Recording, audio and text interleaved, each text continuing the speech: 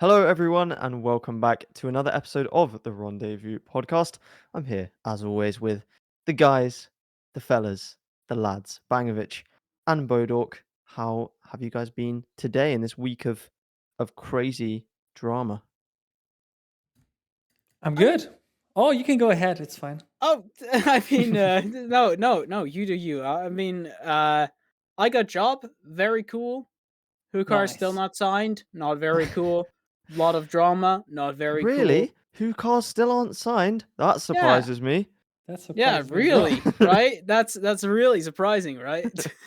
That is. But It yeah, was good news. Bo's got Except a, the who cars thing. yeah. One day. One day. We'll keep wishing. Yeah. We'll keep Don't worry, wishing. we'll win Ascension and then we can get signed by Astralis. I don't fucking know, dude. Fair play. Yeah, from my side, I And think everything is good. I'm doing good yeah, so far. Bangovich, I'm apart still from the s- liquid loss, but Yeah, but I'm still signed to Liquid, so I haven't been dropped yet, so that's good. 2 weeks in. But so no, yeah, all good. all good. Everything's good with us, but with Valorant, it's all going a bit crazy. Oh, Yes. And we will get onto the crazy stuff in a bit. But first, a recent news that just came out from Riot themselves about the Valorant Premier Open Beta, which is due Oh to yeah. start on April 25th, which is about a week from now. I think a week from this when this episode should go live. It looks Mhm. really interesting. Yeah. Are we, are we going to be running it up? How are you guys feeling about Premier? You think it's good for the game? You think it's what the game needs? It's definitely a good substitute for something like ESCA, which people have been longing for a long while. Mhm. But the only complaint that I have is, firstly, you can only be on one team. Yeah, that's true. And the second part is, like, apparently there isn't like a lot of like regions specifically. So it's Okay. very ping dependent. So for example, I believe Northern Europe does not get their own like basically like ping circus zone. Like you can see here, like it's Paris, Yeah. London. I'm just gonna go back to it and pause it. There you go. Yeah. Yeah, we have So it's Central like in East Paris, Europe and London. Western Yeah. Europe. So it's gonna leave Huh. some ping issues for some regions.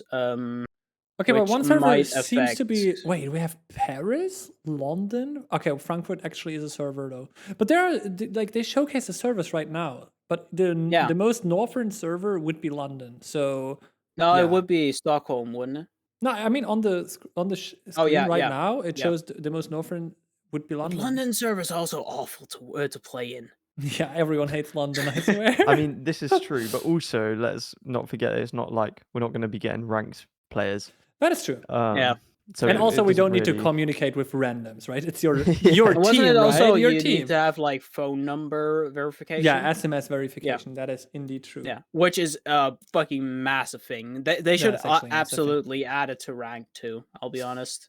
Maybe this is like some sort of the test period where they try to like because they test a lot of things with this game mode as it seems. We're going to talk about it, I guess, in a sec with the overtime. Also like overtime ban changes. and all of that.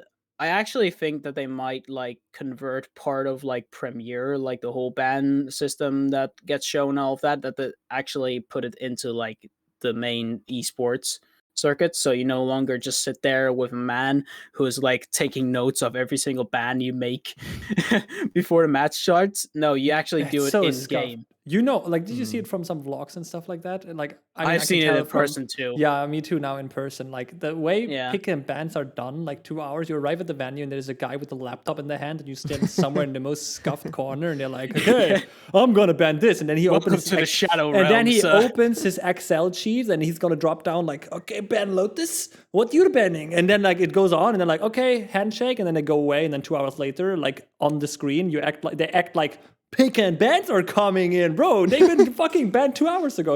It's so hilarious. So yeah, I agree. Yeah. I think they're probably going to implement that. It would be cool to have it more live, like a little bit more, because like you said, you kind of have to pretend that they've just done it. Like, oh, what are they gonna do? But on the other hand, though, in this like on that regard, wait, I want like just because on that regard, like if you do the pick and bans live at the match, I think it's actually like a question of preparation, because I know by fact that you like prepare for the pick and bans in the hour Yeah. before the game starts, right? So if you know we're gonna play Lotus, you're gonna go over some Lotus anti-strats, for example. But if you do it on the stage, like minutes before you start the game, that's actually a big like Yeah, that is difference interesting, in actually. terms of strats. So Because but it yeah, almost makes it seem like right now, it almost makes it seem like they don't have any time to prepare before. Like, I didn't realize that until you just said it, that they have like an hour or so to kind of go over the maps they're going to be playing. So yeah, that's interesting, actually. Yeah, because it seems like to the regular casual viewer, it's like, oh, they just picked that map, so they're going to be going into it, no, with not having practiced straight before. But Yeah. exactly. that's interesting. But also, one of the main issues I have with Premiere is like the rewards are not good. The rewards. Yeah, it's basically just in-game stuff like banner, and I believe there was like a gun buddy or something like that, and like a title. You play for glory. What you But mean? the issue is the issue with that is it will start getting repetitive as fuck. But it's an open Well, beta. I'm not sure if And that's like the like permanent. that was kind of the problem that they had with Clash, because it just gave you some ride points, it just gave you some little bit of cosmetics and all of that, but that is going to leave people not interested in the long run, because like the reason why the Fortnite in-game tournaments succeeded was because there was actually money in it, That's so a you fact. could win money. but I think, and also the thing about that though, is because if you could win money, but you won the money by like winning tournaments with the best players in the world in it. It wasn't just like, there weren't money tournaments for like the low rank players. It's not That's the thing. You can't exactly just put up money for every Oh yeah, division but in like Premier. it's more about like the big tournaments in Premier. Yeah, but I think the Those big like tournaments in playoffs Premier kind of will thing. get you into challenges though. That's the thing. I think So that's the it's like, ultimate goal. I think it's the ultimate Yeah, goal but to that, have. Yeah. according to a few sources, it might take a few years before that Okay. actually gets implemented. So but still, I mean, this is, for yeah, the long run, isn't it? if you want to keep like especially pro players like engaged who haven't been picked up for like challengers teams and all of that, there should definitely be like some monetary incentives for Premier.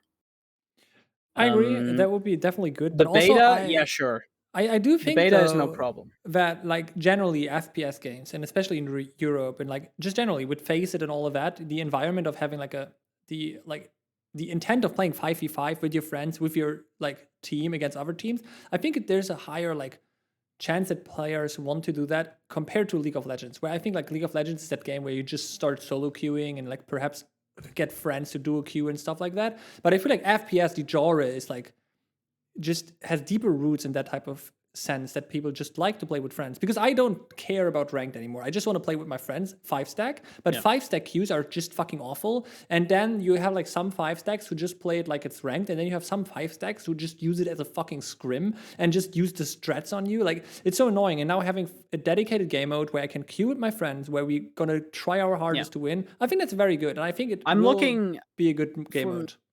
for me, I'm looking more at like how can this help like keep pro players from retiring from Valorant, and then it has to have some sort of like monetary incentives for But Premier.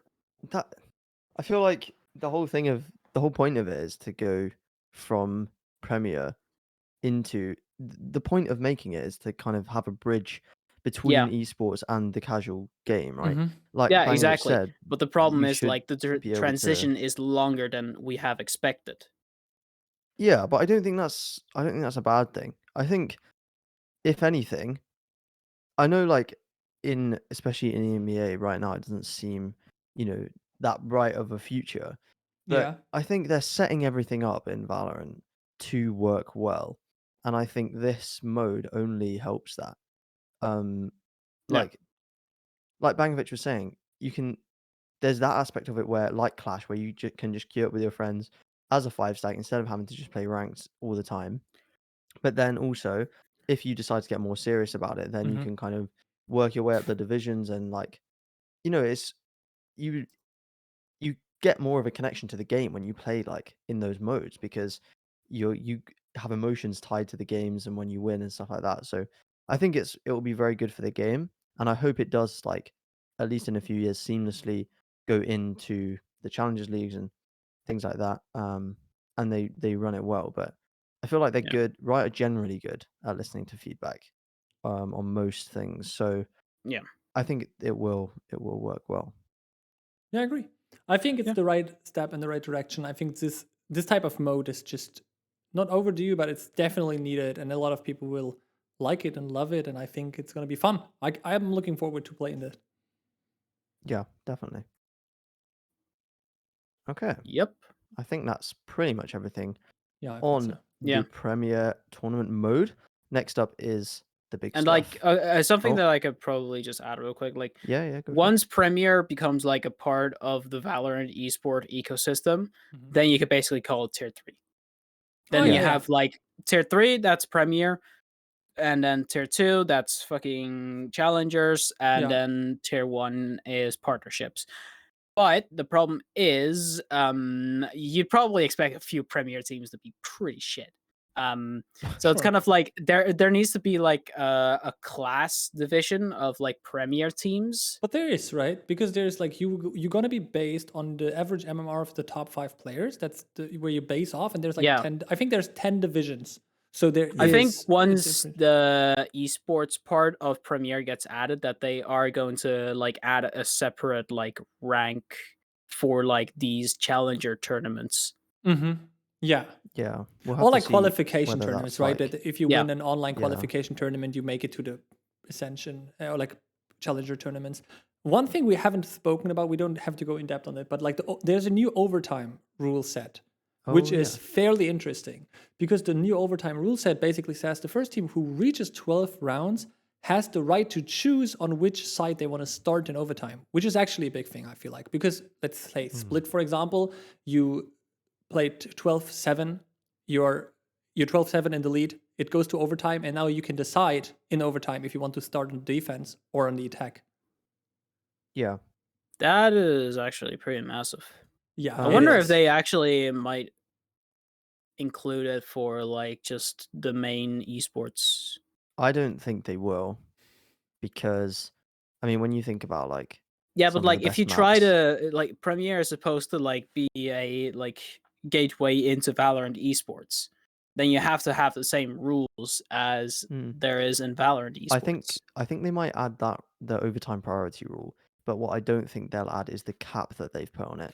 Yeah, Because that in cap is a Premier, Oh, bit yeah. odd. I get why they've done it though, because if there was a team like that just thought that, or two teams going against each other that just wanted to troll the entire tournament, they could just, Yeah. keep the game going for however long. Mhm. So I get it, and they want to make sure that matches finish at least in a certain time frame that aren't going, 3 hours long. So I do get it. But Yeah. that's what I think they won't add to the regular esport, but they might add the overtime priority thing, and it'll be an interesting dynamic to see, somebody make a comeback from 12-6 down or whatever, and then they don't get to pick their side, but then they still come back. That'll be a really cool Mhm. kind of dynamic to add to it. So I mean, yeah, I'd like to see it. Definitely Um, interesting. Definitely, yeah. I think it's very nice that they try it out, right? Because they could just right away just like say we're gonna leave it like it is. But I think it's actually cool that Riot tries those little tweaks, those little changes, and to see just how does it change the dynamic of the game, how does it affect the gameplay, and statistically, it's gonna be interesting to see like are overtime still a thing, or is it like always like okay, whoever has the priority of choosing the sides just wins because there are stronger sides, even though I don't think so. But yeah, overall interesting changes. Looking forward. Yeah, Yep. I'm definitely looking forward to getting back into playing Valorant. On a more serious Imagine level. playing Valorant. I actually haven't played that much recently, so I get back haven't into it. either, so Yeah, there's so much to watch. But yeah. All right. I think that's everything for Premiere. Yeah. Now, this is the thing that's been making the rounds ooh. over the past few days. Sentinels. Lots of things have been going on. Should we start with kind of a timeline of the things that have happened with Sentinels? It all started Yeah. Sentinels versus Leviathan, was the game on this week for those two teams. And it was a very close game. Sentinels, did they lose? Yeah, they lost the first map 14-12 on split. Very easily could have won that. They then win Ascent with a huge performance out from Zekken, who played really well this whole series, on a closed map again, and then got destroyed on Pearl 13-4. Leviathan, their retakes were just insanely good. Sentinels didn't have a harbor, and I think it kind of cost them. And they just couldn't stop Leviathan's retakes. So that series happens. Tens didn't have the best performance across the series. He was getting criticized a bit, but he's had a finger injury, I think, a finger infection, I think it was. Joint Joint yeah. infection. Joint infection. Sorry, yeah, that's joint it. infection. Yeah, so he's had that. He's also, obviously, there's the whole Kaide situation, and also just been tweeted by Kaide that he also tested positive for COVID the following morning. He got like So- the full bingo card, like of everything you could have gone wrong. Like, Yeah. man. And the problem was just they couldn't sub anyone in. I'm pretty sure that like if they were able to sub someone in, like Tens would have 100% not played because he Yeah. was not feeling it. That's for And sure. that's what I have a that's what question Kaide said in her in that tweet. regard. Like, how can Marv have a visa issue being American? Like, honestly, I He's don't. Canadian. He's Canadian. Oh. And that's what it also is. apparently via like I could check real quick again. Man, But apparently I sound so dumb for the asking that. global contract database lists Marv as a non-resident, which is strange. It's because Ooh. he didn't live in LA. He hasn't moved to LA yet. But non-resident, aka import, or Yeah, but like even with other players, they were still listed. Okay, yeah, Marv is listed as a resident now. Okay. I So think okay, that because may have just been a mistake from Riot's part. yesterday, I'll put the link for you to grab Bangovic. Marv Yeah. tweeted grab something that said he just tweeted the words, "Is it time?" Question yeah, mark. I saw that. I'm gonna post And that. somebody responded, "Worry about your visa first, lil bro." And he says, or Marv says, "Got that." So I'm assuming that means Marv So that's now what updated on like the Valorant global contract base. I'm assuming Marv now could be available to But play. that's a new, like, I mean, he tweeted that 19 hours ago because literally, like, the news that he doesn't have a visa to go there was like 2 days ago, I think. There was this rumor going around, but also it might be a rumor. But yeah, I agree. Like, if there was a situation where Tens could have been subbed on that day, he would have been subbed out, or he would sub out himself. I think Marv, he probably just had got his visa, but he hadn't quite moved there. It was probably something like that. Yeah, probably. But the thing was, he couldn't sub in, right? Mhm. And obviously, Sick is not in a position to sub in either. But even despite that, that was a crazy good performance by Sentinels. They beat Leviathan on Ascent. They almost won on Split on overtime, which I think, wait, let me reopen it. I think it was a big comeback as well, right? And I mean, not the biggest comeback, but they won 3 in a row. They were 12-7 down. They're 11-7 down, sorry. And they came back to almost win it. And they definitely easily could have done. This could have been a 2-0 Sentinels. Yes. And I think we'd be looking at a very, very different outcome, particularly when we consider what happened a few hours after the match. I'm afraid to click this link, but I'm going to do it. We were all in bed because we're European. But I woke up to this crazy news that Sentinels have dropped their head coach, Psycho, formerly of Xset, came in with Zekken and Death for franchising, and now is gone. Oh my god! Complete shock. It is actually a complete shock. I woke up today and I thought it's 1st of April joke, which is like just delayed by the algorithm. I literally thought it's a 1st of April joke, which is delayed by the algorithm, just showcased today, just for Twitter being random. And then I realized it's actually a new one. It's actually legit that they dropped Sicko. Yeah, it's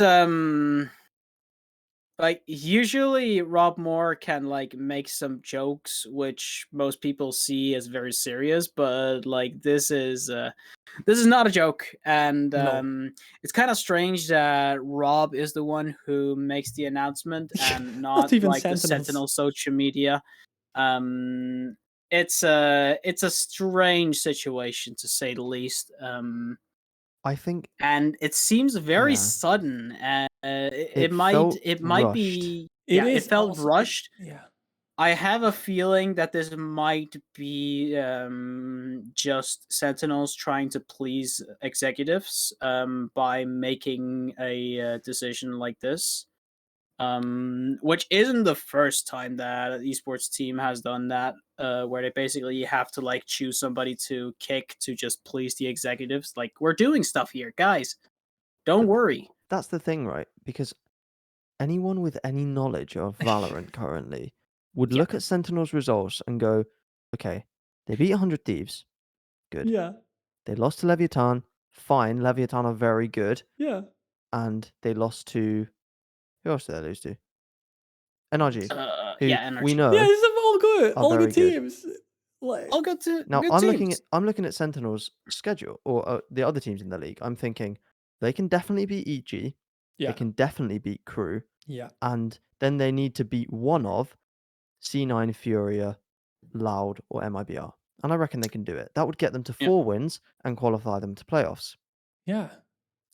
And I'm thinking that's And- definitely possible from where they are now. Definitely. They're 1-2. It's not even that they're like Also, 0-3 down or something that you something. might even add, like just like what Psycho says, there is progress with this team. Yeah. Like, this is why I opened There up the was tweet, a right? big Yeah. difference between their match versus NRG versus this match versus Leviathan. Hmm. And you had like the whole 10 situation, and yet the team was still looking better than the NRG match. Yeah. 100%. So it's just strange. And, Either something internally must have happened, 100%. or it's executives who just want something to be done, so there might be changes or something like that. I don't know. It would be It's just- like when MIBR played Loud and they played them close, but they didn't win. It would be like MIBR playing Loud close and then just dropping their head coach out of nowhere. Yeah, and like, what? I mean, what makes it also like lean into the is this a sudden decision is just a tweet by Sicko where he just literally said, proud of the progress this week, but there's still lots of work to be done, which doesn't suggest that he knew that he's about to be dropped. And neither did the results suggest that. Nothing. Like, there was literally nothing indicating that Sicko might be dropped based on losing against Leviathan and losing to Energy and having good performances. might be like a kind of like ultimatum Psycho got. I doubt that, But honestly. it's still like the tweet kind of like makes that theory not really fit in. But I like, did see some people saying like that maybe he was asked, maybe they said, okay, we want to maybe drop Death from the roster, and then Psycho's gone, well, you're not doing that if I'm still here, and then they were like, well, you're not. But I think that's a bit far fetched. Yeah, that's too far-fetched. this is too far-fetched. Um, and even if they Unless- wanted I mean, to, they would have waited Def- for Def end of the is- split. Yeah, exactly. And Saucy is not in a position yet to like be a full IGL, so it kind of like just leaves a bigger problem, which is if you drop Def, who the hell is going to IGL? It's so funny seeing people on Reddit say, well, Sassy can IGL. He played on Loud. It's like, The What? Brazilian team, I think Sassy like- was a which speaks IGL Portuguese. back at Vikings, but it's a like, and then he did like he wasn't the IGL for Loud. So I mean, he has IGL experience, Yeah, but in and- Portuguese, and he wasn't the IGL for the team where he won the world championship with. So there's reasons and arguments why he isn't the IGL, why he wasn't the IGL, and perhaps why he doesn't want to be the IGL. So Kind of seems like they want to set Saucy up to be the next IGL of the team. Because you also see in their comms videos that Saucy has been more communicative. that's okay. And especially like when it's just a 2v some other bullshit between Pancada and Saucy. Like well, I mean, yeah. Saucy, those two are they just instantly switch to Portuguese, and suddenly they have like the fucking biggest brain moment ever. Yeah. Yeah, that is cool to see. Can we but- just turn the entire Sentinels roster to Brazilian? And Can Call you of Duty. imagine? Okay, if they did- yeah, exactly. They're not allowed. Just- Wait, no, they are allowed to. They are, yeah. That would just be Yeah. crazy. That would just be But crazy. what really like bothers me with this entire decision is like, if you like have, just as you said, like a little bit of knowledge of the game and understanding of the environment and the esports scene and everything, and you see those results, you see those matches. What on earth? Like, this team looked so promising. Out of all the North American teams, they look like a team which could make it to, like, definitely make it to playoffs, 100%. Will they make it to Tokyo? Maybe, maybe not. It's a very competitive region. No one can guarantee anything right now, right? So probably they won't make it, but they could if they exceed expectations, sure. But next split, they're going to be ready. They are dangerous. When they build a map pool, they will be dangerous from what we've seen so far. And then there's Rob Moore, who just says like, well, we dropped Sicko. Like, what? I just don't get it. Like, just if you have a sane mind, like this decision, there must have been something behind the scenes. I don't know, maybe an argument or whatever. Or as you said, like some board members said, we need results, do something. And they did something in reaction to that. But even then, I don't think they have, parted ways with the person, with the right person, because I think this guy had a clear vision. You could see the first development in this direction. I mean, just from the Ludwig Invitational to what we've seen yesterday, basically. He was willing to experiment with roles. I'm not necessarily saying that the role switches were good, but even like you said, going back to that Ludwig Tarek tournament when they had Tens on KO, and it was like, oh my goodness, Tens is playing KO, but like, why shouldn't Tens try KO kind of thing? Sure. And I think he's a really good coach. I mean, a lot of people saying that the XSET players aren't doing so well in franchising, but I think if anything, that's a testament to how well Psycho put those players together. And Yeah. when they were on XSET last year, you know, getting to what was it, top 5, 6 in champions, like a few rounds away from being top 4. So, you know, yeah, I think he's a great coach, and even the it was progression very from shocking. Copenhagen, getting bumped out of Copenhagen to champions, Yeah. where they actually looked very good. Like, there was always progression in the teams. And I think if he proved one thing, that it takes time to make a championship or a winning roster. And he has again showcased that he's able to like lead progression, and then they just stop the progress at a point where it actually looked good. Man, I mean, Leviathan is correct. Their ascent looked unbeatable, and they won. With Tens having COVID, joint injury, everything. Like, I mean, it's funny because I think now if you said to somebody, oh yeah, I'm going to make a team with Cryo, Aaron, Def, BCJ, and Zekken, people would be like, oh, that team's terrible. Yeah. But like, it wasn't. So no, it wasn't. Yeah. Yeah, I think just generally people don't understand how much time such things take. Yeah. And especially considering that there is no existing core on that Sentinels roster, right? So there's like they built from scratch basically, and two players also switch language. There's so much work to be done. They start from zero, while other teams have like, I don't know, set protocols, plays, calling style, like everything. NRG or Leviathan. Like, you know, Leviathan, that team's played together for over a year. Like, those 5 players, it's like the team who looked good last year still looks good this year. Wow, who would have guessed? Yeah. So just crazy. I'm just so sad, and I just hope that Psycho gonna find a new home very soon, and he's gonna stomp Sentinels. That would be great. Redemption arc. I'm all in for it. Even though the players don't really deserve it, because the Sentinels players are all great. Actually, James IRL left 100 Thieves. Left. So you're thinking what, that Psycho might take over? I don't want this to become the new thing though, where because teams can't make player changes, they just start making coach changes. They can't make coach changes either, right? They are not allowed to field a new head coach. I think they're not allowed to field a new head coach, but they are allowed to field new assistant coaches. You are allowed to put your like assistant coach as like the person who will be like at the events and all of that in the coach slot. Right.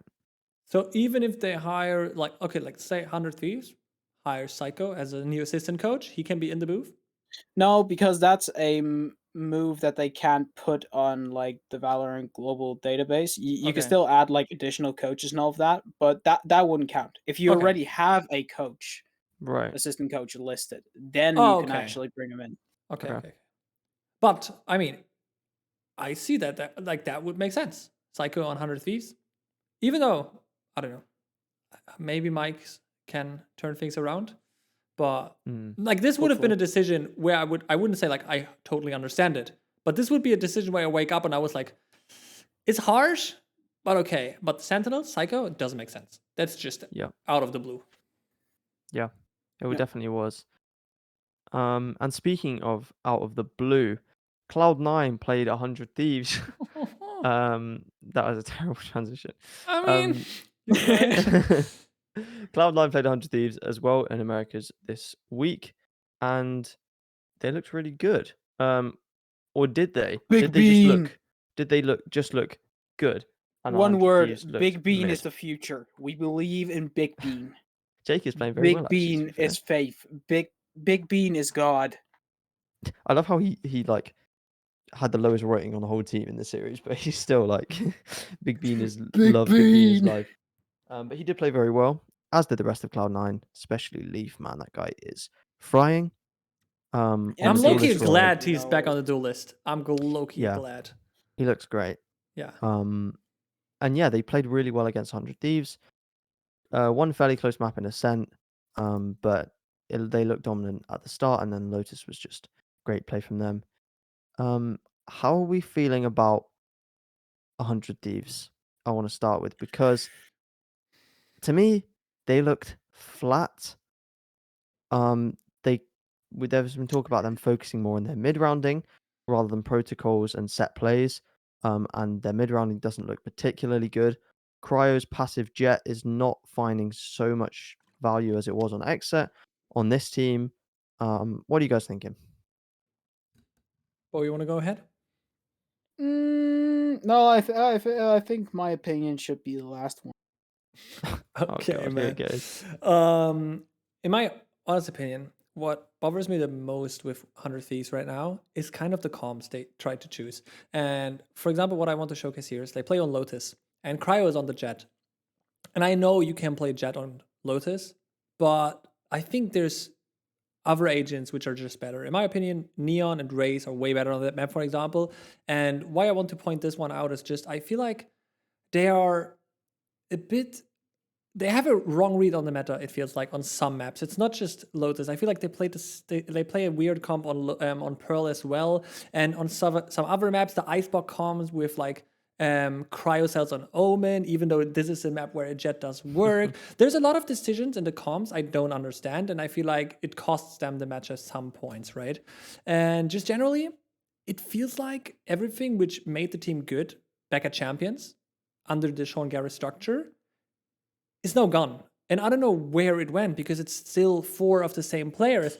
But apparently, a lot of that went missing, and probably there is a new way of calling implemented with Stella. Like, I mean, we discussed about this, right? There was like, I saw something as well, like that they want to lean more in like a open style of calling and less like everything is set up. Okay. But this is the point I think 100 Thieves has to pivot.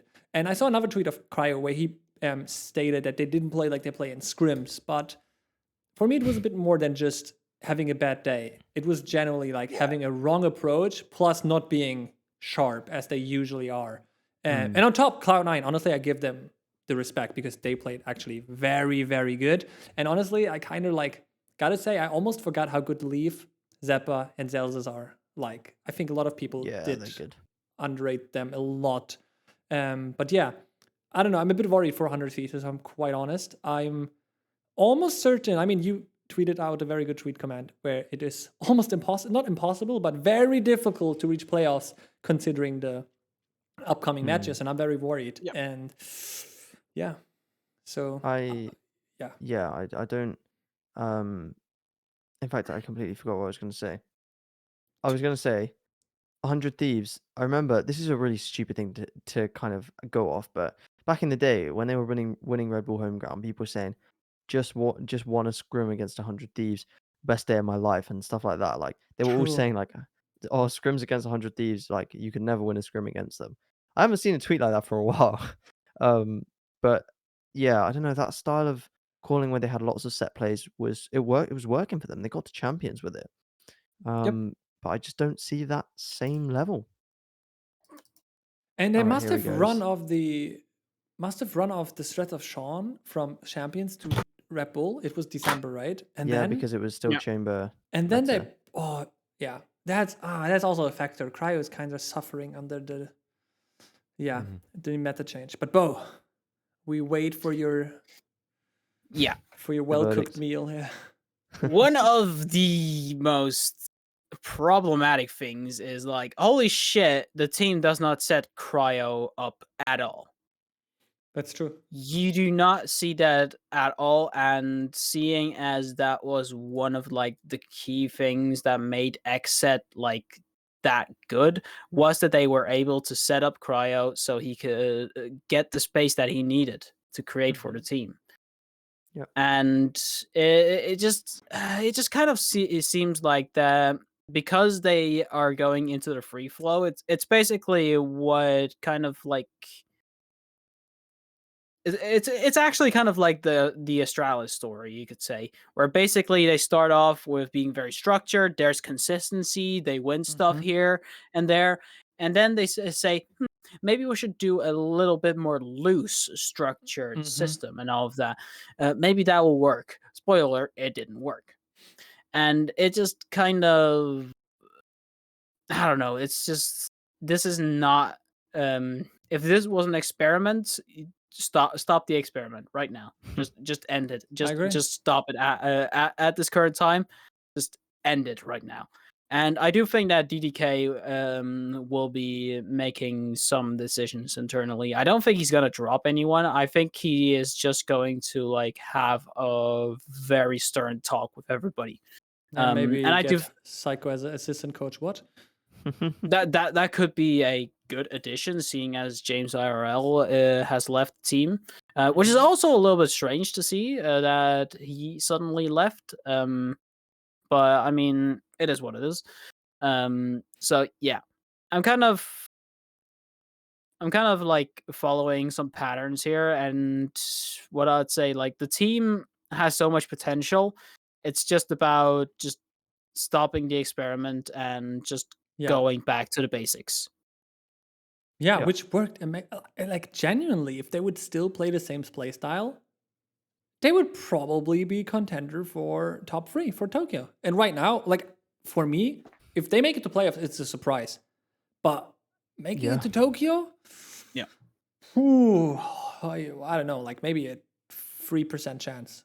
I mean, if they do lose those 4 matches against Furia, Loud, Leviathan, Leviathan, and NRG, if they do lose those 4 matches, they would be 1-6. I don't think those are their next 4 matches, but that's the kind of sentiment, right? And at that point, you're not qualified. So yeah, I mean, I think it'll be very tough. go 4-6, right? Theoretically.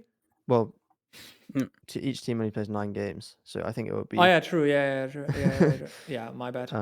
Yeah, it would be difficult for them to go 4-6, but they can make it happen. No, it almost feels like if DRX had subbed in Foxy 9 and then suddenly become like worse. Yeah. Because they decided to change their style just because of the one player change. Yeah, it's a bit odd, but I do want to give props to Cloud9. Rooney looks like a tier 1 IGL somehow out of nowhere, and MC is the greatest coach that North America's ever seen. He's proven consistently now that he's proven consistently now that he's good at developing players. And that's what I really value in a coach. So yeah, MCE, big ups to the guy, to the man. I agree. Yeah. Yeah. So Cloud9 good, 100 Thieves not so good. Generally, is the sentiment there. And another NA team that played this week was NRG, and they played versus probably what people are calling maybe the weakest team from Brazil, MIBR. Are they still calling them the weakest team from Brazil after this match? Because it was a very close game. I actually think it was maybe one of the best games this season. in general across all three leagues. Excellent game. Two 16-14 overtimes, and MIBR managed to take it. They were just completely online. They were not missing shots. Oh, God. I just opened the stats, and when I see every single player of Energy played free agents on free maps, like not free agents on free maps, but every like single player played a different agent on each of the maps. Yeah. That is, and again, we see free players on the Killjoy. Yeah, there's some things I still question since the lock-in days. For example, Crashies, Artist, and FNS, all three of them play Killjoy, which is weird, right? Like, It is odd. It is very it odd. is odd. And that set yeah. of agents from Victor, KO, Viper, and Raze. I mean, what? Like, that's not even they're three of the different agent class. Like, I mean, he Yes. obviously played well, but you've got to imagine that it's difficult to play so many different roles across. Thinking, okay, what maps are we playing? Okay, I'm playing this. I've got to completely change my playstyle between maps.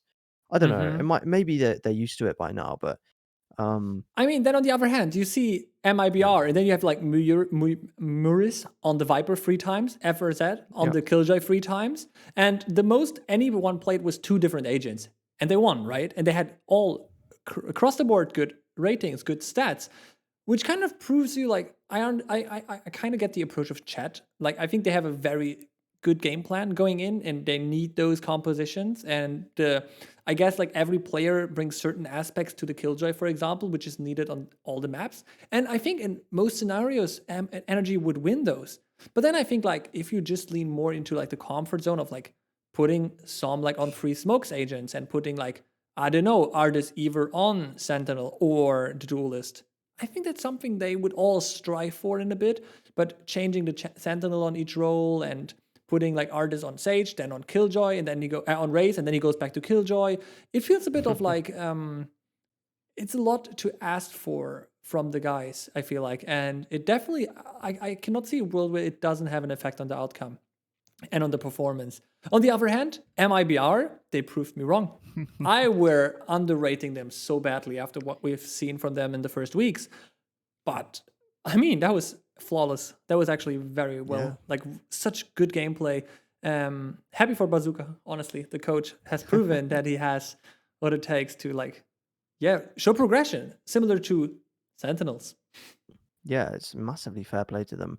And you think that they've got 2 wins already. If they can win against EG and 100 Thieves, or Sentinels and EG, or any of those 2 teams they've got left, then they've qualified to the playoffs, and that's what they're trying to do, really. So, yeah, big from them. Bo, you got anything to mention Bo on just this left the matchup? room. I don't know. He's just not even at his desk right now. Oh, he's not even at his desk. Yeah, but I think that kind of sums it up for the North American League. For me, the 2 biggest takeaways, like Cloud9 is currently leading the league. Which is Even just though crazy. it's subject to change, right? Loud versus Furia is going on right now. Loud is having the first map, but And they're 8-2 up on the second, so it's looking quite green in Brazil today. looking quite green. I think the only positive for the North American viewers and listeners of this podcast is that one of the North American teams will qualify, as we have 5 North American teams, right? So yeah. Currently it's currently it would be 2. It's 100 Thieves and Cloud9, which are in the playoffs, but doesn't look so good for Energy, Sentinels, Evil Genius, and Crew. I don't even want to talk about Crew. I'm a bit disappointed. Yeah, Evil Genius versus Crew. It wasn't a good match. No. Evil Geniuses won. That's all we need to know. Yeah, it was not a super enjoyable match to watch. Yeah. Shall we move on to even less enjoyable? I mean, I wouldn't say less enjoyable, but it's always enjoyable to watch the trolling from Karmine Corp, but it's when does it start to get sad is the question, because they once again got destroyed by Vitality, another 13-2, this time on Ascent, and 13-6 on Split. It was just abysmal again, just terrible. they're not really improving. They did put Scream back onto the duel list, which is a good sign. Yeah. But Didn't look like he not good used to look, enough. honestly. No. Oh. Honestly, for me, it's the pivot point. From now on, it's just pain. I have Karmine, like French fans of the org and of the players in my Discord, and like I see how they suffer, and I feel so bad. And honestly, like I'm also like a Nivera and Scream fan, and honestly, like it just hurts to see those talented players to do so badly, and then not just like we lose a map and it's close. Like they have no chance, not at all. If they win the pistol, they already get like 2 rounds, which is like almost the average of the rounds I get on all the maps. Like I think there was a crazy statistic of like 3.7 rounds on average on the last 6 Yeah. maps. That's not good. That's just terrible. It's hard. And Imagine playing ranked and getting an average of 3.7 rounds a map I would delete for like Valorant. 10 games in a row. I would just uninstall. That's just abysmal It stats is. coming out from KC. They need to fix something. I don't know what it is, but the problem is, I think it stems from Scream's philosophy about the game and what that means when he's IGLing, and they can't make any roster changes. Oh my god, I just look at the do you know who they play? Oh god, yeah, they've had a comparatively easy schedule as well. That's the Okay, problem. I'm gonna read it. I'm gonna show it. Yeah. It is Navi, Koi, Foot, Fnatic, Giants. I actually, I'm in pain. yeah, it's over for them. It's over. If they get one win out of those, it's a success. I think they'll finish bottom of the league. I think BBL might get a win against Heretics or Koi. BBL is definitely in contention to win map. Like for so far, they could have almost won all the matches they played. Yeah, they play everyone close, but just can't seem to get it through. But that is actually wow. Considering who they play next, like Navi, I called him out. There's no chance K Corp is winning against Navi. Koi, honestly, Koi is a bit in shambles right now. Koi gotta figure a way out. I feel like Koi will win though. Yeah. Foot, and then you've Foot, Fnatic, Giants. They all look good. It won't get easier. Let's put it this way: it's so not competitive. it's apart not from easier. KC, like they're just objectively the worst team in EU. I don't know. I'm not gonna say franchising necessarily, but some of the mistakes they're making are just inexcusable, really. Yeah. Which is sad. It's sad to see, and the fans are losing hope. Yeah, especially considering like because there was like this marketing in the Paris metro for the Vitality versus K Corp match because it's like a French derby and like it was such nice marketing, and then like you just get annihilated by Vitality, who played amazing Valorant, but on the other hand, everyone who played against K Corp so far did play amazing Valorant, or maybe K Corp just didn't hold anything against it. Yeah, for me, I don't know what the issue is exactly with this team. I feel like they have talented players, but the game plan and how they approach games and rounds and just generally, something is missing. They gotta fix something.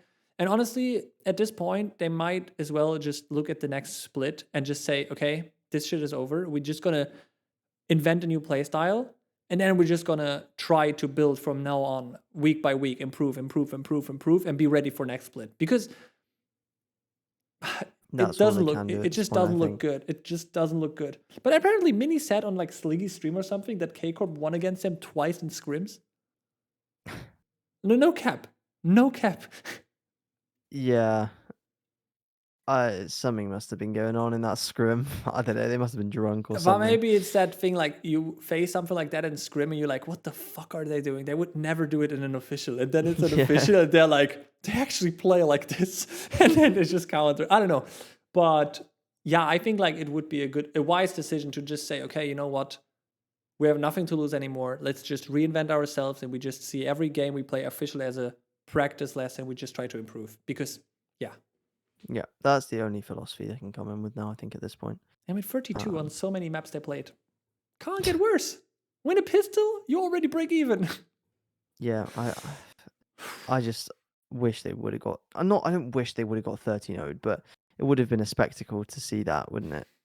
Yeah, If it had been 13-0 against Liquid, but yeah, they're not good. They're not good right now. No, sad to see. But a team which is good is W Foot. W Foot, yeah. I said from the beginning of this season that I wanted a Turkish team to make it to playoffs. When I said that, I was kind of thinking BBL would be the team, but Foot, continuing their good performance from lock-in, are 3-1 currently in the league, tied for second place. They've beaten Heretics, Vitality, and Koi, which I don't think many people would have expected them to, No. and also in very dominant fashion. Yeah. 2-0s in every series they've won, lost narrowly to Liquid because Safe was just going insane. True. Let's go Liquid. But yeah, Foot look really good. I thought we should mention that. Yeah. Foot is the future. Oh, he's back. Yes, Foot is hello. the future. I return of. What have you guys been talking about? We've been talking about loads of things. Karmine Corp. We were talking about KC. Energy MIBR, I feel like. Mhm. But I think that was it. Yeah, I think that's it. And now we are W Foot because they've been farming the EMEA League and they 6-13 Koi on Icebox and 9-13 on Ascent. Like that was a very convincing performance, and I wasn't expecting that, to be honest. Even though like Kiwi fucking farmed again. This guy is the new CNET. I mean, that's 52 at this kills. point, Turkish 52 Jets. kills in 2 maps. What? That's actually mad. Wait, what was the Icebox? It was, where is he? 24. This guy's the opposite version of Izzy. 24. Oh my god. 24 and 10. That's ridiculous. Yeah, that's ridiculous. Yeah. Such a beast performance. I mean, for Koi, it's very unfortunate to see them going down this way. Well, it's not over for them, right? Let me just check the league. I mean, not quite, but it's not looking good. Yeah, it's not looking good. This week, wait, who are they playing next? Because this week is determinant for them. Oh, Fnatic. Oh, but then they got K Corp, BBL, Heretics. No, it's still possible. They can bring it back. Yeah, Team Liquid. Yeah, that's right. No, I'm gonna unplug some. I'm gonna unplug some peripherals on stage. If you see someone getting kicked from the venue, it's me. But they won't gonna win that. But like K Corp, BBL, Heretics. I mean, okay, let's even Liquid. Like there's 4 matches where I wouldn't count them out from the get go. Fnatic, GG go next. But the other 4s, they have a chance. So their playoffs is still in reach because they have won 1 game, which was against Navi, right? Which is still crazy to me, but yeah, I think. But weirdly, although they haven't looked good in their previous 3 games, they beat Navi in an upset. Yeah, but they looked like a completely different team back then. Now they are just. I don't know. There was mid. There are so many problems with the team out of nowhere. But also that entire Navi match, it was very like individual based results, especially from Starkso, where it felt, bro. It felt like Starkso was like playing for to keep his job or something like that. Dude was absolutely trying his best out there. There have been like many iconic clutches.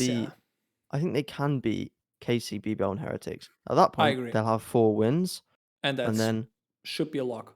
Imagine they lose to Heretics. I think it's the way that they win those games, assuming they do, that will actually tell us, like, how good they actually are. Yeah. If they narrowly win against KC, I'm sorry, but they're not making it to even Tokyo. though if I check the stats, like there could be actually a scenario where they could not qualify with 4 wins, considering how even the field is in EMEA. Oh, really? I think there might be. I mean, I gotta do the maths, but it looks like it could be possible. I mean, yeah, I was just assuming that if you beat the 4 teams that weren't in playoffs, then you make it. But I guess that's not exactly how it works. So yeah, me too, actually. But I mean, I could be wrong here, but I could see it that there like it would be a tiebreaker decision. I feel like between the 6th and the 7th position. Right. But Makes sense. regardless, like I think Koi has still the chances to go to playoffs, but they are not allowed to slip anymore. Basically, I mean the Fnatic one. Yep. They're allowed to lose that one, but afterwards it's do or die. Every day it's fucking like lower bracket run. If they lose, they're out. Everyone's allowed to lose against Fnatic. Yeah. They True. look flawless. But not against Karmine Corp. Okay, that's rude. But it's true though. It's not wrong. Yeah. Yeah, unfortunately. Yes. But But in summary, yeah. Foot look really good, and I think they'll make it to playoffs. Yeah, I think we have. So that's about right. Yeah, Foot is just great. I like it. If Fnatic beat Koi, have they qualified to playoffs? They've won 5-0. Yeah, They must be. I think so. 100%, right?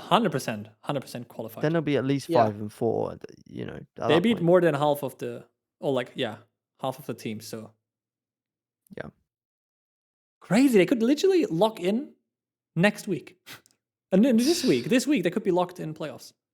Okay, but they're just too good. They are just too good. Have they played K Corp? No, I am so excited for that game. I can't wait. I cannot wait. Awesome. All right. Yeah, it's going to be very interesting. But speaking of teams that are almost locked in for playoffs, we're going to move over to the Pacific region now, which has had a lot of games this week that were all very interesting. Yeah. I say a lot of games. They've had just as many games as everybody else, but a lot of very important Gen G is the games. future.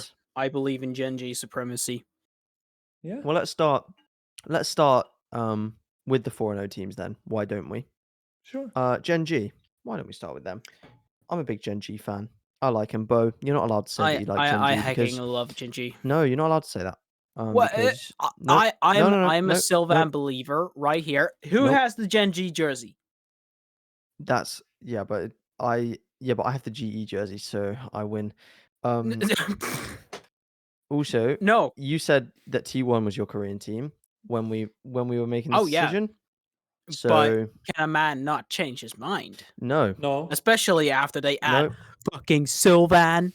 No, I reserve Gen G, unfortunately. No, No, you don't. I will message Arnold to get like a fucking paper that he signs where it says that yes, I am the Gen G fan here. All right. Look, we've got video evidence of you saying that you'd invested your stonks in T1, and you said that Gen G didn't convince you. That was before they got God Dead and fucking Sylvan, bro.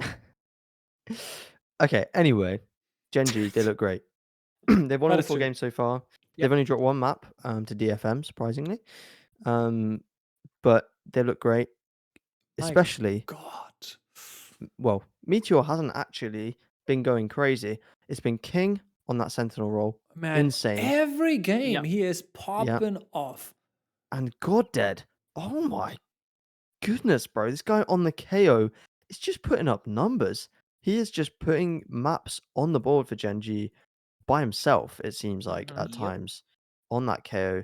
And we saw it in last week and the week before against Secret. I think the first 2 weeks is difficult to judge Gen G, right? Because they're playing DFM and RRQ. And you're going, okay, they won both those games. They're expected to win both those games. Then they come in against Team Secret, who were also 2-0 at the time. And you're thinking, this could go either way. No, it couldn't. They were dominant.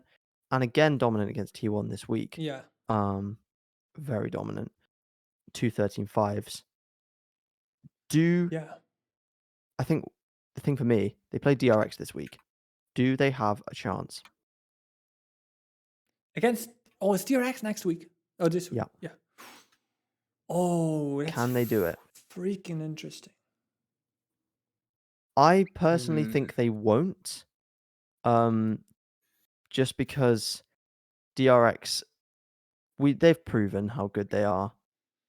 When they need to step up, I think they will.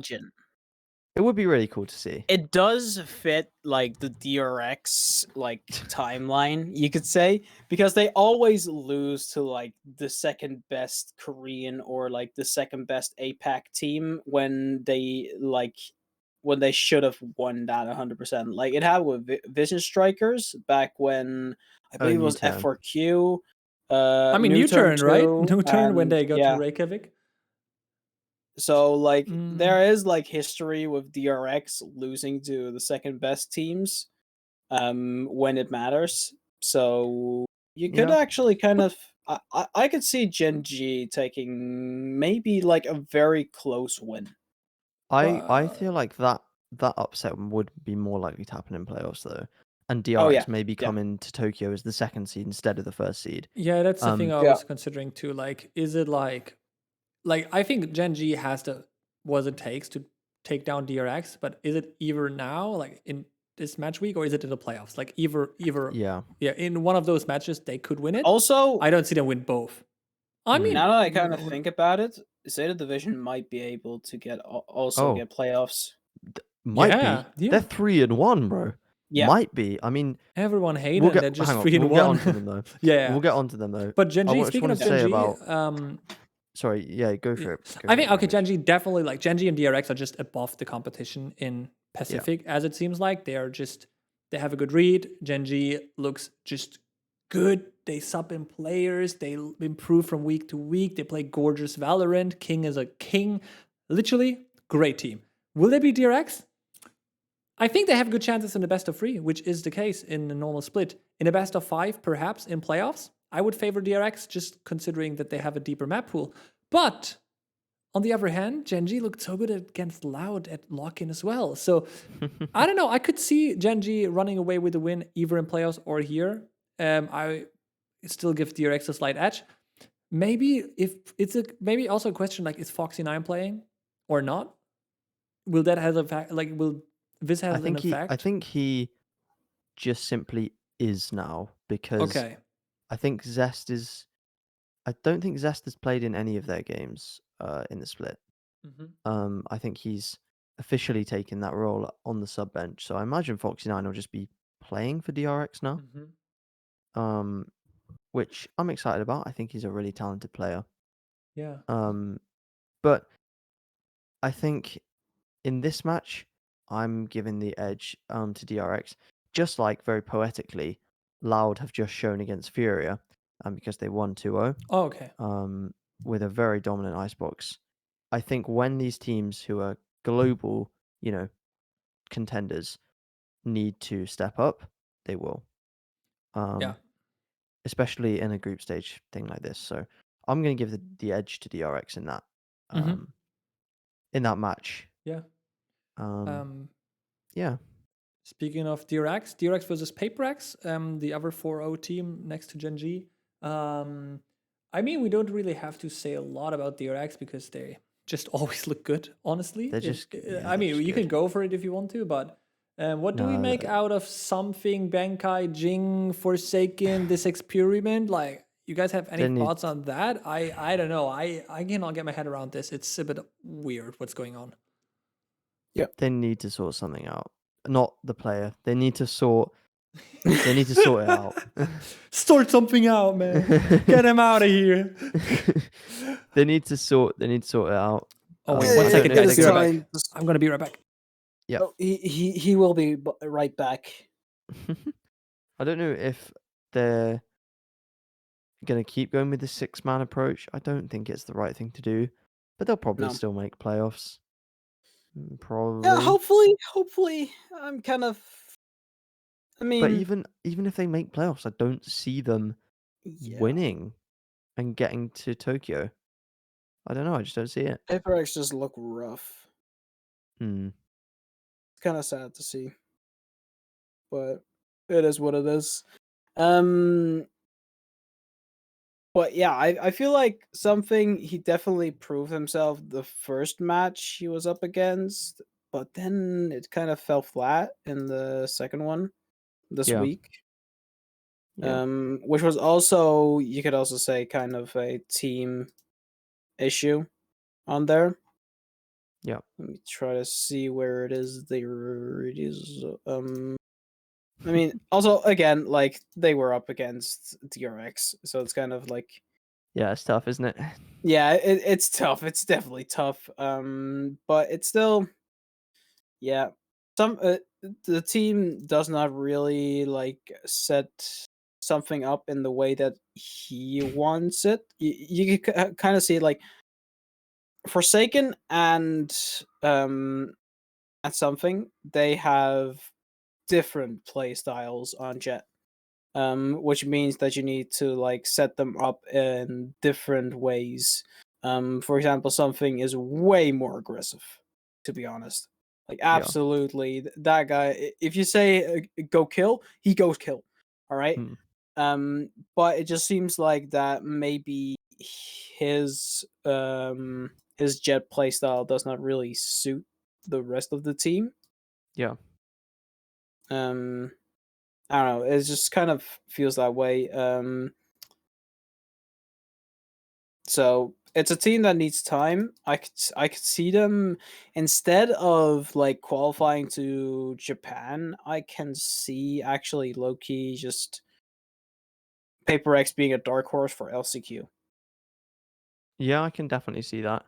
Yeah. I feel like they've got. I feel like the Pacific LCQ is going to be so good because you're going to have True. teams like Paper X, GE, like I don't know who's going to make it to Tokyo, T1, Team Secret. Like it's going to be a really like fierce battle, in that LCQ, and I'm excited for it Yeah. actually. So yeah, we mentioned Zeta Division earlier. They have a real chance of at least making it to playoffs. I think I'm they're back. 3-1 right now. Wait, is back. Bangovic? He's back. Yeah, He which back. team? I'm gonna open it. Oh my god, guys, sorry. It's all right. Zeta Division is qualifying to Tokyo. I'd This love is to the see way. it. That's playoffs, okay, but Tokyo? Maybe. Who knows? The Dep Jet looking kind of good. Yeah, that's true. That is actually true. I really would love to see them make it to Master Tokyo. It would be such a great. It would just be so great. Riot just checking all the money that they made after that. Oh man. But I don't want to be that guy. But they won against RQ, GE, and Detonation, which is surely the teams they must beat in order to get to playoffs. But Yeah. they still play some difficult opponents. I mean, Talon trolling a little bit. Team Secret, Paper X, T1, Genji. Definitely they can definitely get away with one win here to make it to playoffs. I'm pretty sure. But I wouldn't lock in as. I mean, currently they look like a favorite for Tokyo as a third place. But I don't know if Paper X figures out the something situation and how they want to play with Bankai, and generally, I feel like they could be dangerous. T1 looks good one week, looks bad another week. I don't know. I mean, actually, if I just look at the teams, I mean, honestly, GE is improving. If GE makes it to the playoffs, I believe. That would be crazy. If GE to did playoffs, make it. let's go. I would love it. I would absolutely love that. The support that those guys are getting from the Indian fans is great. No, genuinely. By the way, for the viewers who are wondering why I look like such a tired mess, I just took my sleeping pills, so Oh. I'd be pretty eepy at this moment. Okay, that doesn't explain though why you're like laying on your like chair and we can only see like literally your head because you're like at the lower end of your camera. Because I am eepy. Okay. Completely understandable. Have a nice day. Yeah. I think the thing for me is the way that Zeta have improved. They looked like they had absolutely no trouble dealing with Detonation. Mm-hmm. And you mentioned that they were playing the teams that that they were expected to beat. You know, they were beating the teams they were expected to beat going into playoffs. But that wasn't guaranteed. They still had to beat those teams. So you know, I think they have very good chances of making it to playoffs at this point. Mm-hmm. I feel like they can get at least one, if not 2 or 3 wins against the next 4 opponents. Yes. T1 have looked on a decline, to be honest. Talon are just absolutely trolling. So I'd love to see them make it to Tokyo. Tokyo may be a bit too far, but you know, we'll see. Seriously. It's sad to see. What is Talon cooking? Are we like skipping Talon for a second because they're They are. Here's the thing: they are not even cooking. It's just I don't know. I mean, are we going through all the matches here, or just like some teams? We'll go over like just the most important matches. And I all think that. one team which Actually, deserves some credit is RRQ. Honestly, like yeah, damn. definitely. Like a lot of people had them at the 0-9 team, which isn't doing shit. The K Corp of Pacific, but damn, they're not K Corp. They're way better. They would own them. They are currently 2-2. Who did they win against? They've Team massively Secret. improved. They've massively Yeah. improved. They put up a huge performance. But also, against here's the Secret. thing: you know that Ewok is going to create a good roster, even though it has players that you don't really like see as tier 1 potential. Okay. So that's always is something that I like kind of saw in that team. It just needed time, and I was just unsure if Ewok was able to get the time to actually like make this team click. But it seems like it is slowly starting to work. Yeah. And definitely big shout out to Ewok and just the entire team who are just working tirelessly to improve every single day. So God damn. Bird Pog, RRQ, let's 10 go. to a half on split. Yeah, impressive improvements, honestly. Yeah. So. Yeah. All right. Huge performance out of RRQ against Secret. I thought that was going to be a 2 over Secret, but it's looking more competitive in Pacific, which I think is really good. A good sign for the league. That's true. Yeah, there's a few of those teams that they started out 2-0, and then they kind of fallen off. You know, Team Secret, T1, those type of teams. We'll have to see where they end up, but after the first 2 weeks, I don't think anybody expected them to be under RRQ in the standings. Yep. And the match that happened today was GE versus... Who was it against? Oh, GE versus Talon. Yeah, Talon is trolling. But GE do look better, and the Indian players play really well. And I think that's and they're really back. good. They got the visas. They're finally playing. I'm happy for them. Like this Let's was go. like a misery. Like I don't know if you checked on the tweets, but I think there was actually a tweet of Asker Rossi where he said like it's like not in our hands. We can't do anything about the situation. I don't even know if I will play in this season. And then the next day they got the visas, and now they won. Both of them had their debut. Both of them look good. And surprisingly, Asker Rossi is back on the Jet. Not that we haven't seen Rossi on the Jet. It's more like he wasn't the main duelist. Or, wasn't supposed to be the main duelist of GE. And Texture is now on the Sentinel role. And similar to what we've seen from Forsaken last week, Texture absolutely popped off. He was amazing on the Sentinel. Asker Rossi played great, lightning fast as well. And that was a 13-6, 13-11. Yeah, just like a well-deserved win against a trolling Talon.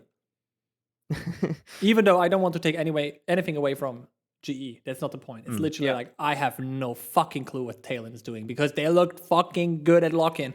They looked so good.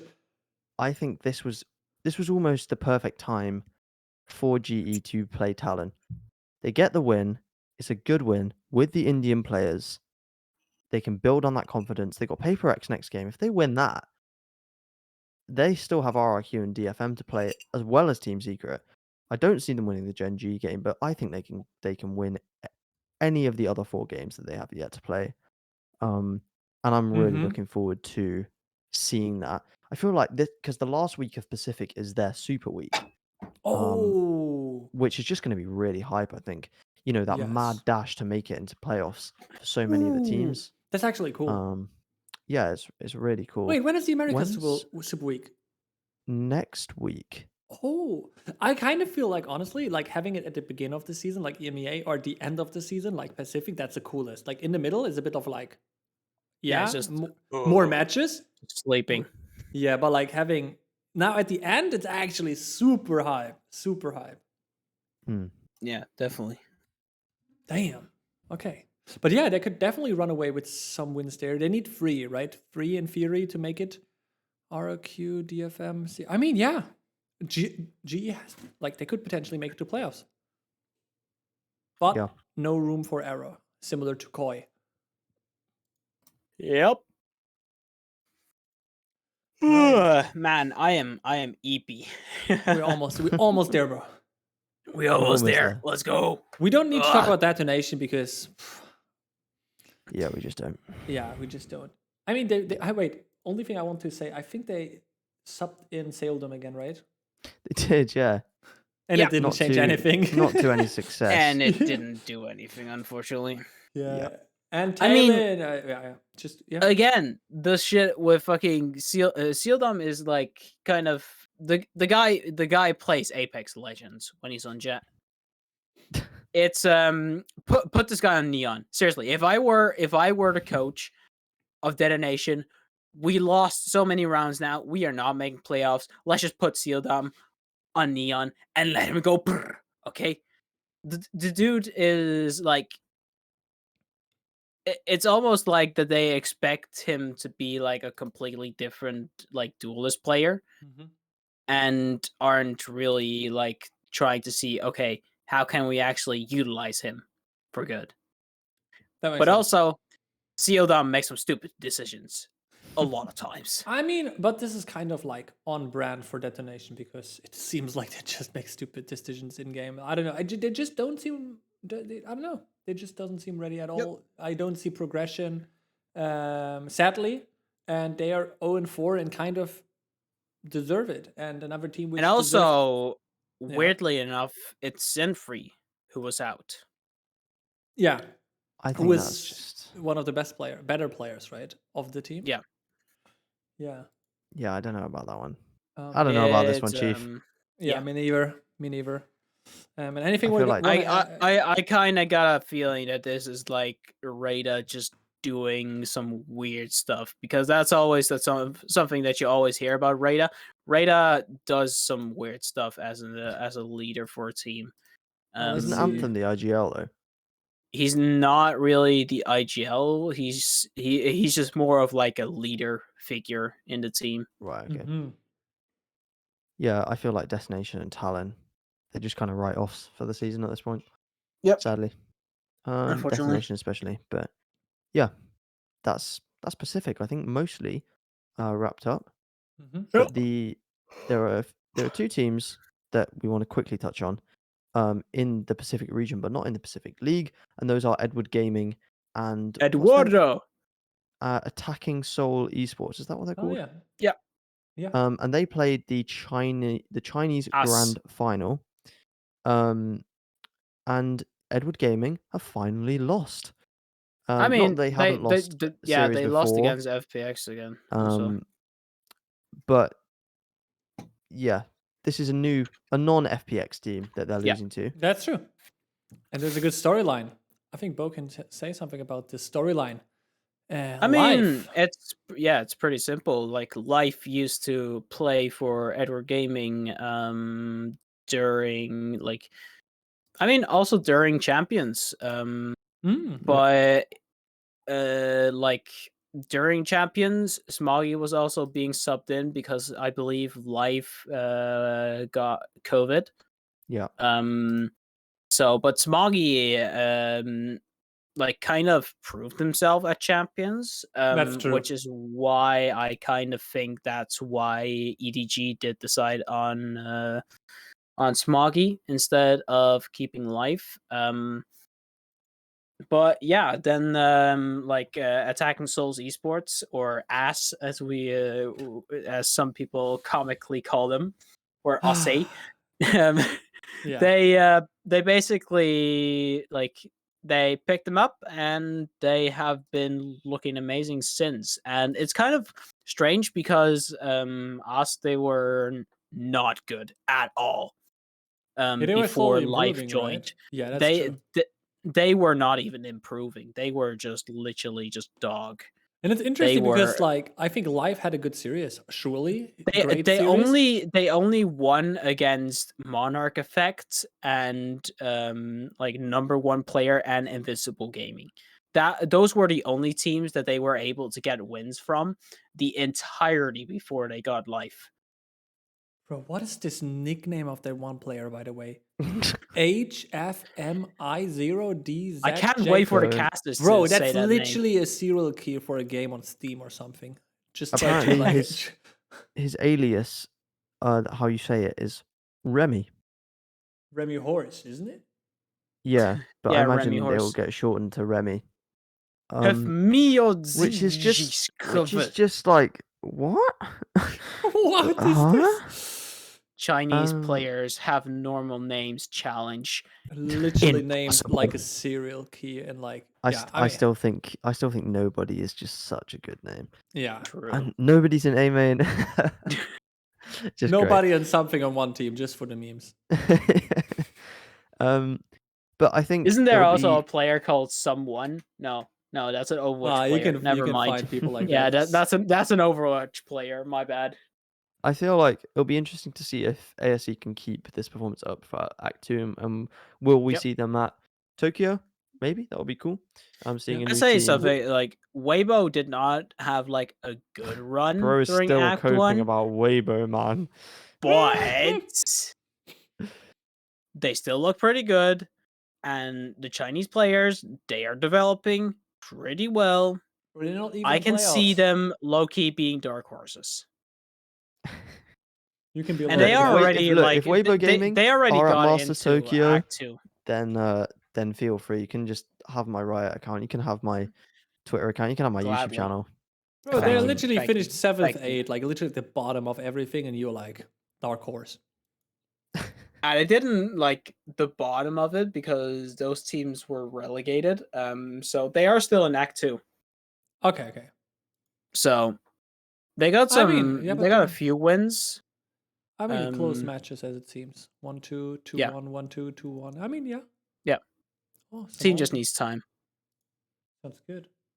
Yeah, But yeah, but China is developing. yeah. Interesting games going on there. From a which is always 1-team good. region to a 2-team region to now a 3-team region. It's still very Hey. funny that like there are 2 Overwatch League Chinese players playing in this qualifier under like alt account names, and nobody has found out yet. And those players are basically they don't want to reveal it themselves either. I'm not Because gonna they lie, might be I able would to just- get some offers in Overwatch League. My brain actually just didn't hit anything you just said. But don't say it again. Oh, Yes. I love it, man. Love it. Okay, let's move on. Yeah, let's for the final Let us commence forth. thing that we're going to talk about today, and that is some roster moves that have been reported in challenges. And the most recent one was Nerve to Disguised, replacing Ziff. That was announced the evening of when we were recording this. Yep. A bit of a questionable move, but it makes sense on some parts. Ziff is very good aim-wise and all of that, but his game sense, like his decision-making was a bit questionable at times. I'm interested to see how Nerve will help the team. I've heard some good stuff about him, and of course he was really close of joining Cloud9. So definitely a good pickup. And then, of course, I don't know if you guys heard about him. This guy named Ye. No, never heard about him. I haven't, but also we did talk about this unknown player last week. Yeah, but just important to add that like he is also on that team. Yeah, seems like a good team. Because like that's the thing. Like you've got to like help the newer players get their name out. Yeah, like yay. Yeah, exactly. Yeah, Bro, what are we waffling about? yeah. He would need some clout. What is blood waffling about? Yeah. But yeah. And there's been a few more reports of some other moves, like Yeah. teams like FaZe, Turtle FaZe Troop, Mad getting- Lions. Yeah. And it FaZe starts is tomorrow, getting doesn't it? Mame and Tig, who are replacing Dicey and Rossi. Rossi makes sense. Dicey? A bit of a question mark. But then We'll again, see. Dicey did not have a good Yeah. performance But you put him, like, the on- first split. You put him on But any fucking role, like, and he would perform. Like, it's literally like this guy is going from duelist to initiator to Yep. sentinel to duelist to sentinel to initiator to I don't know. Of course, he's not performing. Like, just put him on Yep. the role he can play. He's proven to play good, and you have FaZe like, Clan get the just looks value. like a mess. Yeah, that's true. Yeah. They actually represent the stock market really well. True. That's true. Yeah. And LA then Turtle Troop Challengers- are adding Dazzle and Rossi. Yeah. Yeah, they're taking from Which FaZe. is just mid, to be honest. That's just Hmm. who With really these cares about that? with these groups, Group A looks very competitive. Mm-hmm. Yeah. You know, Oh, I MAC, forgot about TSM. Moist. Moist is apparently working with Odorous, but I'm not sure if that has been like 100% finalized. Okay. But that definitely makes sense. Odorous is a good pickup for them. Group B looks a little bit less competitive. I imagine the Guard and G2 Yeah. will kind of just be their And why do stomping I keep ground, but... wait. There are more roster changes now that I think about it. Like Oh, here we Shopify go. have Vanity now. You said yeah. earlier you keep forgetting about that, but Yeah. you've Mad done it again. Lions. Mad Lions added Bjor and who Oh, they else did did they add? finalize that, yeah? They haven't announced it yet, Okay. but I'm pretty sure that it was Bjor and They did, didn't they? I thought they did finalize it. I remember like 2 years ago, I was watching like Bjor tutorials of how to play Killjoy and Haven and Yeah, split, I same, swear. same. That And I was guy, actually kind of like low key fangirling when he like Yeah. first followed me on Twitter. Oh, that's cute. Cute story. Honestly, We like, we love Bjor. Bjor was such a inspiration for new Killjoy mains. mhm. True. Where is it? Vanity to Shopify seems like an underrated. Blackheart. There it was. Actually, low-key good pickups. Blackheart, a lot of potential for that player, and Bjor, of course, is one of the most underrated dual Sentinel player right now. In NA. So Yeah. big pickups. I don't remember who was or esports trialing again. It doesn't Bro's matter. in the weeds Anyways, right it's now. it's in Orm that it's group. it's Orm esports, so But- who cares? But going into the next split, which is starting tomorrow, right? Yes. Yes. Yeah. Do you think that those pickups perhaps change the hierarchy of the teams, which will make it to Ascension, with like teams like this guy stepping out big, acquiring that? I think the Unknown only player, team yay. that this affects is Disguised. I don't think any of the Mm. other teams have made impactful enough roster changes to push them into that top three of MAT, the Guard, G2, other than Disguised. Shopify picking up Vanity is a good pickup, but I don't think I it's agree. enough. I think like it could, yeah, it will improve them. They will look better, but yeah. not to a degree like this guys, which had a promising team and now added Yay. Like, I can't Yeah. wait to see this guy play. When's his first match? On Friday. Okay. No, Thursday. Cool. that's gonna be great. And on Yeah, I'll Group be tuning B, in. I mean, yeah, G2, the guard, just above the rest, kinda. Yeah, I think the Guard, G2, and Moist will probably finish 1, 2, 3, and that's that. So, fine by me. Fine by me as well. But I cannot wait to watch this guys. Disguised absolutely dominated the Ascension League, and then we have just a fucking. I just want Disguised to win because of their like no fucks given graphics, which are Imagine if just they made so. it to franchising. It God. would be so funny, to Yeah. be honest. Think about the investors who like will call them out for like not being professional and all of that because they just I have their don't name think- as a squiggle. I don't think they care, to be honest, and I love that about them. Neither Yeah, do I. exactly. But investors, they will care. That's the problem. Yeah, but I'm pretty sure, like, even though it would be the biggest joke, I'm not sure if they can like provide all Yeah. the financials and securities and all the requirements to actually become a franchise team, because it costs a lot of money to run a franchise team and do all the I content. mean, and so on and so on. one of the plans for like Ludwig, what Ludwig said was to package yourself with the team and then later sell the team to a bigger organization.